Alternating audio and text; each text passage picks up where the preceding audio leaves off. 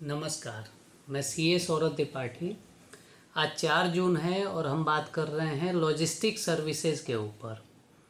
Means logistic services जो company दे रही है, लॉजिस्टिक कंपनी, उसके लिए क्या जीएसटी ट्रीटमेंट होगा, और जो लॉजिस्टिक सर्विसेज ले रही है उसके लिए क्या जीएसटी ट्रीटमेंट होगा। तो आज हम दोनों एस्पेक्ट्स पे बात करने वाले हैं। सबसे पहले हम देखते हैं लॉजिस्टिक कंपनी जो लॉजिस्टिक सर्विसेज दे रही है। तो एबीसी लॉजिस्टिक्स प्राइवेट लिमिटेड एक कंपनी है। इसको मिलते हैं दो ऑप्शन जीएसटी के एंगल से। कोर जीएसटी के लिए हम अभी डिस्कशन कर रहे हैं। वो आरसीएम में लॉजिस्टिक सर्विसेज जो है उस पर आरसीएम अप्लीकेबल है, reverse charge mechanism. Means logistic company service provider है, लॉजिस्टिक सर्विसेज दे रही है, लेकिन उसको जीएसटी नहीं पे करना है। जीएसटी वो पे करेगा जो लॉजिस्टिक सर्विसेज ले रहा है। ये होता है आरसीएम। लेकिन गवर्नमेंट ने ऑप्शन दिया है कि लॉजिस्टिक कंपनी चाहे तो एफसीएम में भी जीएसटी पे कर सकती है। तो अगर वो एफसीएम का ऑप्शन है, आरसीएम का नहीं, मतलब अगर उसने एफसीएम नहीं चूज किया तो बाय डिफॉल्ट आरसीएम अप्लीकेबल होता है। अब अगर उसने एफसीएम चूज कर लिया है, फॉरवर्ड चार्ज मैकेनिज्म, तो कैसे जीएसटी ट्रीटमेंट होगा। तो जो लॉजिस्टिक कंपनी है, एबीसी लॉजिस्टिक कंपनी, वही जीएसटी पे करेगी। उसको दो ऑप्शन गवर्नमेंट देती है उसके बाद कि या तो अपनी सर्विसेज पे 12% का जीएसटी पे करो, मतलब बिल में 12% का जीएसटी लगाओ, कस्टमर से लो और 12% पे करो विथ आईटीसी। मीन्स इसमें आप आईटीसी क्लेम कर सकते हैं। अपने जो गाड़ियाँ वगैरह खरीदते हैं उस पर जो आईटीसी रहता है, आपकी इनपुट पे जो आईटीसी रहता है, आप उसका बेनिफिट क्लेम कर सकते हैं। ऑप्शन नंबर 2 देती है गवर्नमेंट कि आप 5% जीएसटी पे करो, कोई आईटीसी नहीं। मतलब जितने का आपने बिल काटा है, बिल में आप 5% जीएसटी लगाए, कस्टमर से लो और 5% जमा कर दो, उसमें कुछ भी आईटीसी आप क्लेम नहीं करोगे। ठीक है। तो ये तो ट्रीटमेंट हो गया लॉजिस्टिक कंपनी के लिए। असली डिस्कशन हमारा है ऐसी कंपनियां जो लॉजिस्टिक सर्विसेज लेती हैं एज एन इनपुट, उनको ज़रूरत पड़ती है। जैसे जूता बनाने वाली कंपनी है, मेडिकल फील्ड की कंपनी है। सारी कंपनियों को कुछ ना कुछ डिलीवरी करवाना पड़ता है, कुछ ना कुछ डिलीवरी लेना होता है।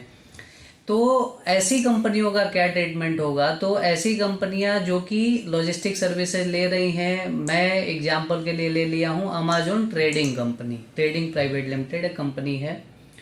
अब अगर एफसीएम में वो पे नहीं कर रहा है, जो लॉजिस्टिक कंपनी थी एबीसी लॉजिस्टिक प्राइवेट लिमिटेड, अगर वो एफसीएम ऑप्ट नहीं किया है तो फिर एबीसी लिमिटेड जीएसटी नहीं पे करेगा। इस केस में अमेजोन को ही अपनी इनपुट सर्विसेज, जितना भी वो लॉजिस्टिक सर्विसेज लेगा उसके ऊपर जो है 5% से पे करेगा और उसका आईटीसी क्लेम कर लेगा। अमेजोन विल नॉट पे जीएसटी, आरसीएम में पे करना पड़ेगा।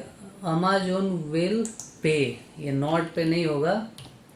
अमेजॉन ट्रेडिंग कंपनी जो ट्रेडिंग प्राइवेट लिमिटेड है ये जीएसटी पे करेगी, क्योंकि एबीसी ने एफसीएम ऑप्ट नहीं करा है। तो बाय डिफॉल्ट आरसीएम लग रहा है और आरसीएम में रेसिपिएंट को पे करना पड़ता है।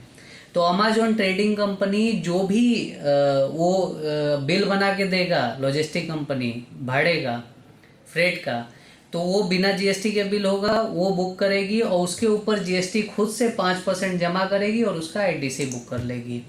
अब दूसरे केस पे आते हैं कि एबीसी कंपनी जो लॉजिस्टिक कंपनी थी, एबीसी लॉजिस्टिक्स प्राइवेट लिमिटेड, इसने ऑप्ट कर रखा है कि नहीं मैं एफसीएम में अपना टैक्स जमा करूंगी।